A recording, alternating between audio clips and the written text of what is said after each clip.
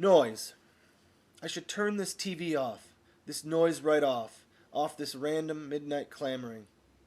If the memory of what was tuned in stays with me later, some crime drama rerun, or thousandth showing of National Treasure, Nick Cage bad acting his way to a heist of the Declaration of Independence, will it matter? Hard to believe there's still even one channel of digital snow. Outside this hotel, actual snow. In some places this qualifies as noise. The harness bells shake, cabs driving through a blanket. One time zone away, my father's mother musters the noise of her failing voice box over the noise of various pumps and monitors and a hospital bed working toward incline. His phone call to me was the noise of, she's holding her own, no need to fly home. But will any of this amount to more than derogatory noise?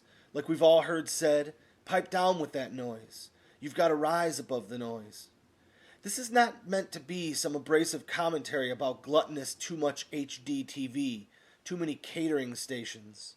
It's meant to be a poem, surrounded and cased though we are, about noise, simulcast both on paper and in a frequency apt for the holes in human ears.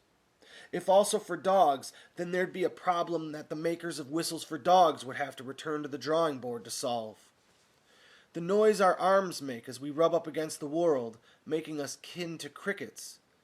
But who sandpapers what slab of oak? Science makes noise. Sometimes the literal whir of a centrifuge, others the slippery ethical whispers of secret tests and injections that seem to ask what makes more noise, the 100 dead or the million living.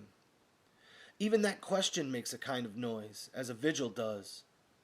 Noise is not there, not a thing, but announces a thing, the way thunder cannot kill you, and yet it knows someone who can. I've heard thunder maybe twice during a snowstorm. This is not one of those times. Noisily or not, you can be killed. There are layers of noise, thick like Chicago deep dish, 2 pieces of which sit inside me, 2 boxed and waiting on this hotel desk near the window, that though closed can't help but let in the noise. At times, the TV is on for the noise, a conversation overheard from the next room over. I can hear the stifled noise of 2 lovers through the wall. Disappointing often, the noise of others. Street noise rumbles up the steel of the buildings, sparks from the L, a vocabulary of horns. Before I ever came to the city, all car horns meant fuck you. Today alone, I heard that noise mean hello, blind spot, get over, and of course, fuck you.